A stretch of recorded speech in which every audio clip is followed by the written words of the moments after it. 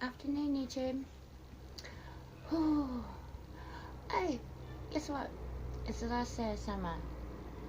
It's very warm down here in Oz, and there's a nice, beautiful cold breeze.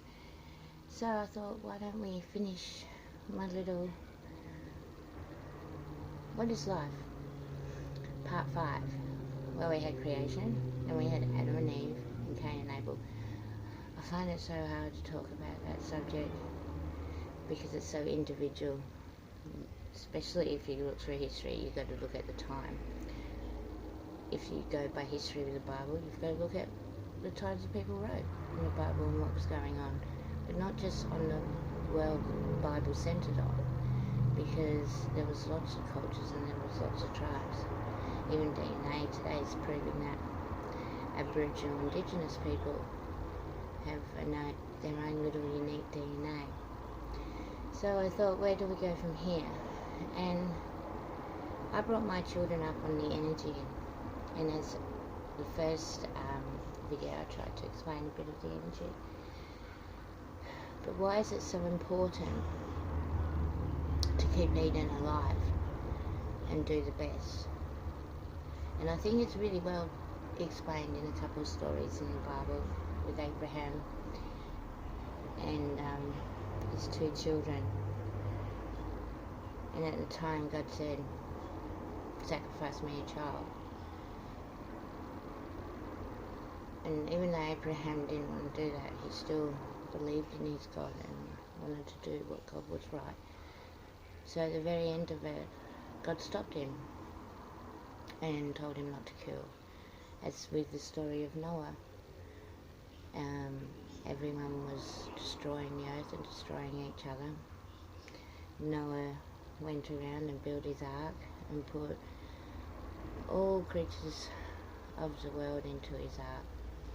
In Aboriginal culture, there's a lot of stories about the flood in Creation Dreamtime, and I'll put some links down there because I think there was more than Noah around, and there was a great flood. It's been proven through science. So we come to today, and to me the rainbow is more like our convent, a promise between us and God. It's all the colours of light divided, and most times it comes after a storm. So God, or the energy.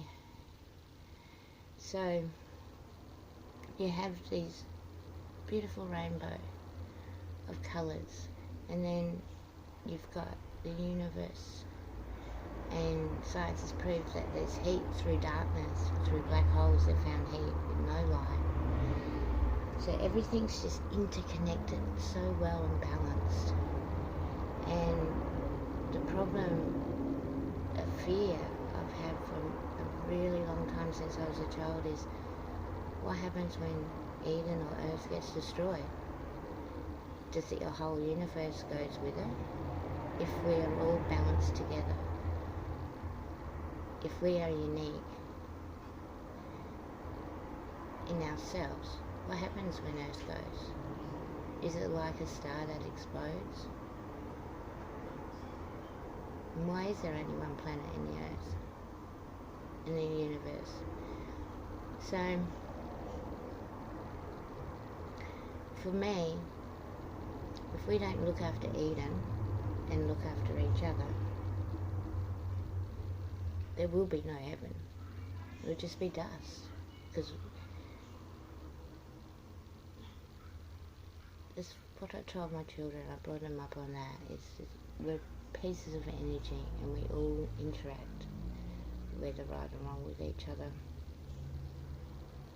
And I think that's what we really need to look at, because the stories in the Bible make it so easy for us to turn away from our responsibilities, because eventually some sort of God is going to come down and save everyone.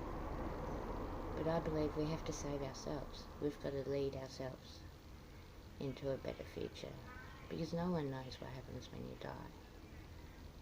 It's just a transfer of energy in one form or another. And I believe that once Mother Earth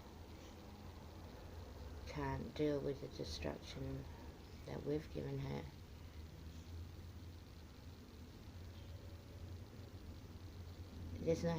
there will be nothing. It will just go back to nothing. So, out of something came nothing. And then we appeared. Are we going to turn it back into a nothing? Or can we be that rainbow that this earth needs and shelter it and each other from the storm?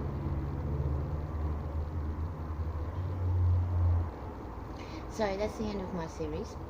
I know it's pretty depressing, but I just think that a lot of religion in general uses words to confuse and fear people.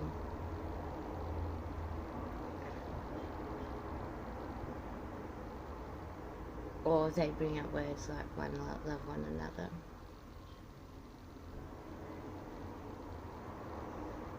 And they can even abuse that.